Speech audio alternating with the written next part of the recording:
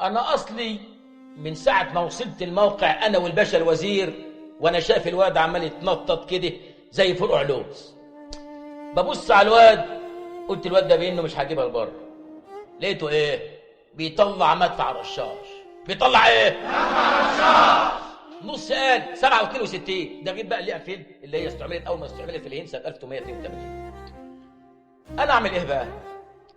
رحت طالع للواد، قلت له اضرب يا ولد، اضرب يا ولد. اضرب ايه؟ اضرب يا ولد. رحت باصص له كده. انا لما بصيت الواد بصيت له بصات ثاقبه.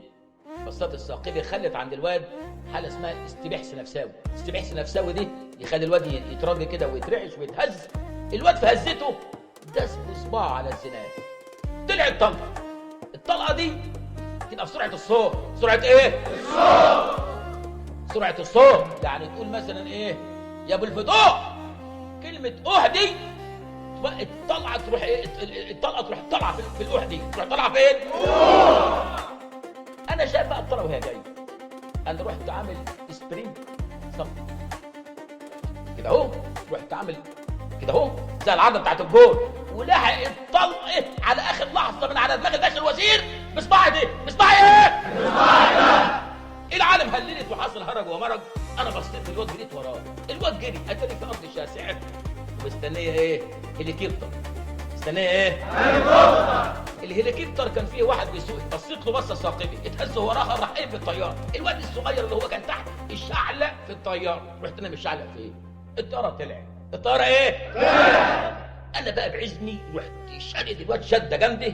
لحسن الحظ نزلنا في النيل. نزلنا فين؟ في النيل.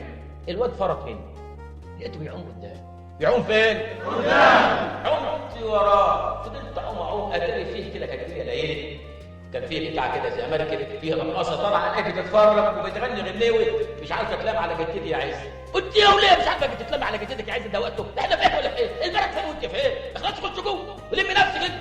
فجاه لقينا نفسنا في المال. الواد نزل في اسكندريه في المال، احنا نزلت وراه اتاري فيه غواص.